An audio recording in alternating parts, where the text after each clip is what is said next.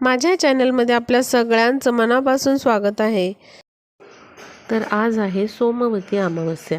माघ महिन्यातील ही अमावस्या आहे आणि ही सोमवारी आलेली अमावस्या आहे, त्यामुळे या अमावस्येला सोमवती अमावस्या असे म्हणतात। या सोमवती अमावस्येला आपण काय काय केलं पाहिजे हे या व्हिडिओमध्ये मी सांगणार आहे, किंवा काय अशा गोष्टी आपण केल्या पाहिजेत आणि आपल्या घरामधली जी नकारात्मकता आहे ती घालवली पाहिजे। बघा, अमावस्या म्हणजे कोणता वाईट दिवस आहे असं अजिबात नसतं। तर हे आपल्या मनाच्या समजुती असतात आणि आपण ज्याप्रमाणे विचार करतो त्याप्रमाणेच आपलं मन जे आहे तिकडे वळत असतं। आता आपलं मन काय म्हणत असतं की हां, अमावस्या हा वाईट दिवस आहे असं आपण लहानपणापासून ऐकलेलं असतं, त्यामुळे एक निगेटिव्हिटी आपल्या मनामध्ये तयार होते। तर या निगेटिव्हिटीला आपण घालवण्यासाठी काय काय केलं पाहिजे जेणेकरून आपल्या मनामध्ये पॉझिटिव्ह विचार येतील, अशा गोष्टी आपण केल्या पाहिजेत। निगेटिव्हिटी आपल्या घरामधून कमी होईल असा आपण प्रयत्न केला पाहिजे। तर सगळ्यात आधी जी कोणती अमावस्या असेल, आता उद्या सोमवती अमावस्या आहे, पण तुम्ही इतर कोणत्याही म्हणजे ज्या दर महिन्याला अमावस्या येते तर त्या अमावस्येला देखील तुम्ही हे सगळ्या गोष्टी करू शकता। सगळ्यात महत्त्वाची म्हणजे घराची स्वच्छता। तुमचे जे TV असतात किंवा इलेक्ट्रिकल अप्लायन्सेस असतात, सोफे असतात, त्याची स्वच्छता तुम्ही करून घ्यायला पाहिजे। बघा, याने काय होतं की जेव्हा आपण धूळ किंवा जाळी जळमटं काढतो तेव्हा घरातली खूप सारी निगेटिव्हिटी, नकारात्मकता निघून जाते। त्याच्यामुळे आपल्याला अशी स्वच्छता आपल्या घरामध्ये जे जे अप्लायन्सेस आहेत, सोफे आहेत, त्यांची स्वच्छता करून घ्यायची आहे। त्याचबरोबर आपलं जे प्रवेशद्वार आहे, मुख्य जो दरवाजा आहे, त्याची देखील आपल्याला स्वच्छता करून घ्यायची आहे। ओलं कापड करायचं आणि त्याचबरोबर तुम्ही ह्या पाण्यामध्ये थोडंसं गोमूत्र टाकून हे दरवाजा सगळा पुसून घेऊ शकता, कारण प्रवेशद्वार खूप महत्त्वाचं असतं। तिथूनच माता लक्ष्मी आणि पॉझिटिव्हिटी आपल्या घरामध्ये प्रवेश करते। त्याच्यामुळे आपलं जे प्रवेशद्वार आहे ते इतर वेळी पण आपण स्वच्छच ठेवायचं असतं। रोज जर जमलं तर रोज तुम्ही असं दार जे आहे, मुख्य दार, ते पुसून घ्या। बाकीची पण दरवाजे असतात घराचे ते पण पुसून घ्या। पण आपल्याला अमावस्ये दिवशी तर असं खास करून स्वच्छता करून घ्यायची आहे। याने आपल्या घरामधले भरपूर प्रमाणात पॉझिटिव्हिटी येते, कारण आपण जी निगेटिव्हिटी असणारी जी धूळ, जाळी जळमट आहे ते काढून टाकत असतो। तर आता बघा, तुम्हाला काय करायचं आहे, पाणी घ्यायचं आहे, त्यामध्ये थोडंसं गंगाजल मिक्स करायचं आहे आणि त्याचबरोबर गोमूत्र टाकायचं आहे आणि एक चिमूटभर हळद टाकायची आहे या पाण्यामध्ये। आणि या पाण्याने तुम्हाला तुमचा जो उंबरठा आहे घराचा तो स्वच्छ पुसून घ्यायचा आहे। आता बघा, तुम्ही तुमचे दारं किंवा चौकटी पण या पाण्याने पुसून घेऊ शकता, पण अशी उंबऱ्याची आपल्याला स्वच्छता करून घ्यायची आहे। काय होतं, बऱ्याच वेळेला बऱ्याच गृहिणींना वेळ मिळत नाही, जॉबला असतात त्या, मग त्यांनी तरी या दिवशी वेळात वेळ काढून असं करत चला, एखादा दिवस तरी आपण दिलाच पाहिजे आपल्या घरासाठी आणि आपल्या कुटुंबासाठी, आपल्या कुटुंबाच्या भल्यासाठी, आपल्या घरामध्ये पॉझिटिव्हिटी येण्यासाठी। या गोष्टी खूप खूप महत्त्वाच्या आहेत। त्यामुळे वेळ नसेल तुम्हाला इतर वेळी तर या दिवशी तरी या गोष्टी नक्की करा। पॉझिटिव्ह रिझल्ट झालेले तुम्हाला स्वतःला दिसतील। तर आता आपल्याला उद्या काय करायचं आहे, उंबरठ्याजवळ आपल्या 2 लवंगा घ्यायच्यात। असं तुमच्याकडे जर पात्र असेल, धुपाचं भांडं असेल तर ते घ्या किंवा पणती घ्या। त्यामध्ये 2 लवंगा आणि 2 कापराच्या वड्या ठेवून त्या आपल्याला उंबरठ्यावरती प्रज्वलित करायच्या आहेत आणि त्याचा जो धूर आहे तो आपल्याला पूर्ण आपल्या घरभर पसरवायचा आहे। बघा, कापूर आणि लवंग याला औषधी गुणधर्म असतात, त्यामुळे याचा जर धूर आपल्या घरामध्ये झाला तर खूप सारे छोटे छोटे बॅक्टेरियाज वगैरे असतात ते मरण्यासाठी मदत होते।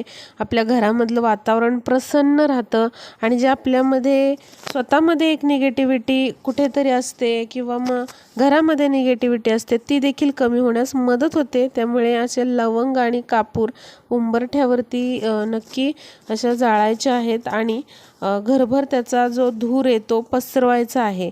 खूप खूप इफेक्टिव्ह असा हा उपाय आहे. तुम्ही नक्की उद्याच्या सोमवती अमावस्येला पण करा आणि दर महिन्याला जी अमावस्या येते त्या अमावस्येला देखील हा उपाय तुम्ही करायलाच पाहिजे.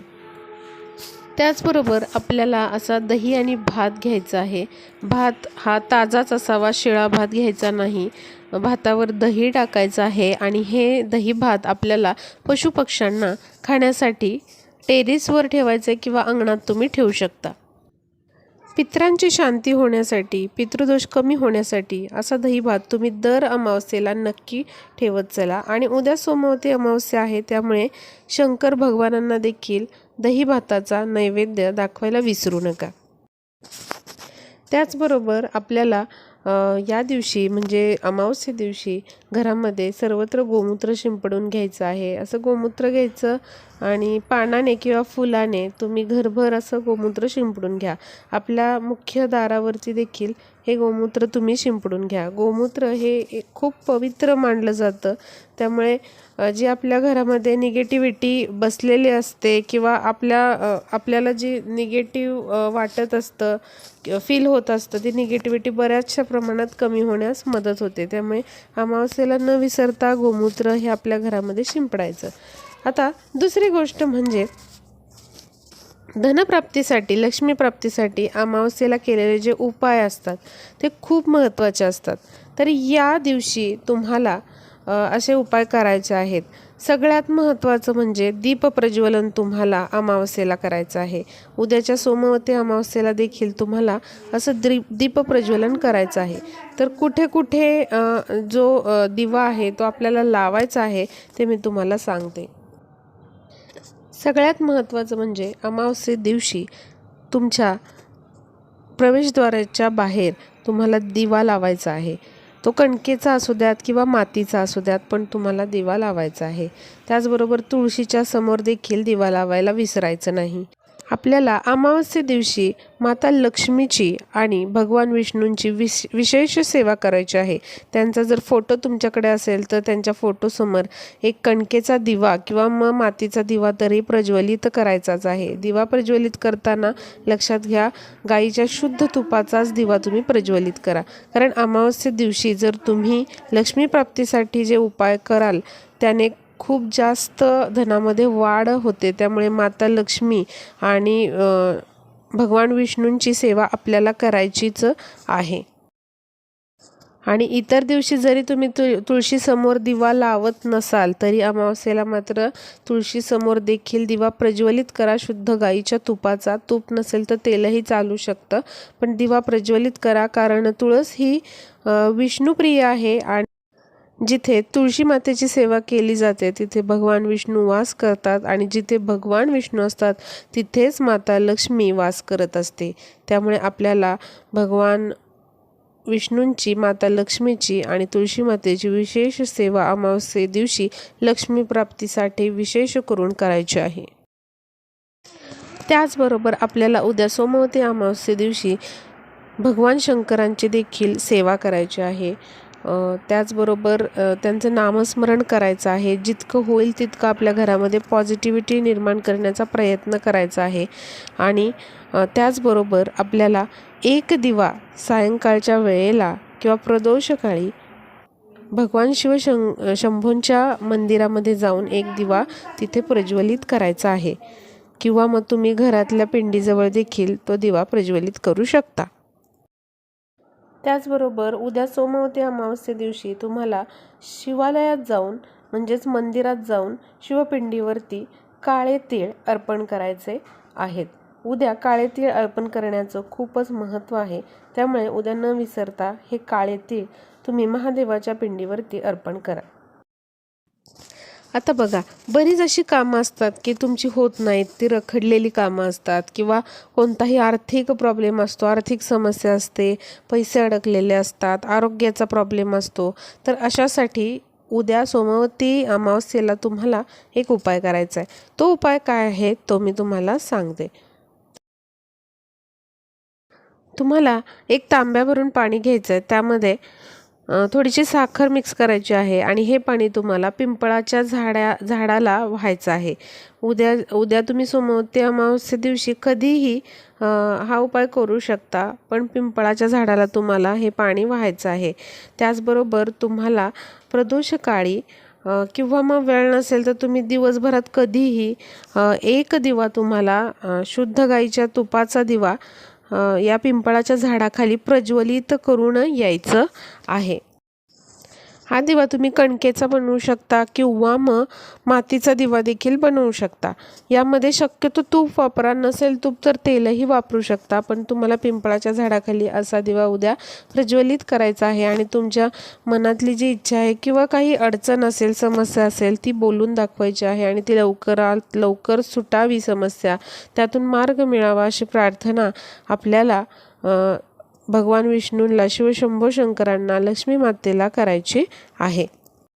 तर या होत्या काही गोष्टी ज्या तुम्हाला मला सांगायच्या होत्या की उद्या सोमवती अमावस्येला तुम्ही त्या केल्या पाहिजे किंवा करा या गोष्टी। यामुळे नक्कीच तुमच्या घरामधलं जे वातावरण आहे ते पॉझिटिव्ह होऊन जाईल आणि निगेटिव्हिटी बऱ्याचशा प्रमाणात कमी झाल्यामुळे तुमची जी अडकलेली रखडलेली कामं आहेत ती देखील सुरळीत पार पडतील। तर व्हिडिओ जास्तीत जास्त शेअर करा, म्हणजे ज्या मैत्रिणींना या गोष्टी माहीत नाहीत, हे उपाय माहीत नाहीत, त्यांनाही हे उपाय कळतील आणि त्यांनाही त्यांच्या समस्यामधून मार्ग सापडेल आणि हा व्हिडिओ जो आहे तो युजफुल ठरेल। भेटूया पुढच्या व्हिडिओमध्ये।